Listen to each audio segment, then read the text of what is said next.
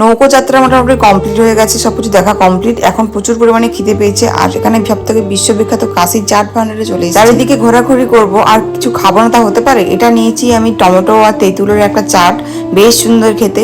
আর কি আশ্চর্য ব্যাপার, এখানে যে সাদাগুলো দেখছো যে উপরে ছড়িয়ে দিয়েছে, এগুলো হচ্ছে পেঁয়াজ না কোনো কিছু না, এটা হচ্ছে খেতে কিন্তু বেশ ভালো লেগেছে, খারাপ লাগেনি। কিন্তু এখানে সমস্ত চাটের মধ্যে টক আর মিষ্টি থাকবেই থাকবে।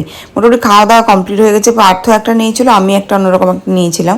আর এখানে চলে এসেছি, এখন বাজে প্রায় 4:30 নাগাদ। এখন চলে এসেছি আমরা গঙ্গা আরতি দেখতে। অনেকটা আগে এলে আর একটু সামনে জায়গা পেতাম, কিন্তু এখন পাইনি, অনেকটা ভিড়। আমাদের বাড়ির ওই দিকটাতে মহাদেবকে বলে যে সাদা ফুলে দিতে, পুজো দিতে, কিন্তু এখানে পুরো উল্টো। এখানে মহাদেবকে প্রত্যেক দিনই গোলাপ ফুল দিয়ে পুজো করা হয়। ভিড়টা দেখছো, এই ভিড়টা একদিনের ভিড় নয়, এটা প্রত্যেক দিনই এরকম ভাবে ভিড় হয়। আর পাশেরই একটা ঘাটে ভোর 5টার সময় সেখানেও একটা এরকমই সেম আরতি হয়। সকালে এত পরিমাণে খুব একটা লোক হয় না, কিন্তু রাতে বা সন্ধ্যের দিকে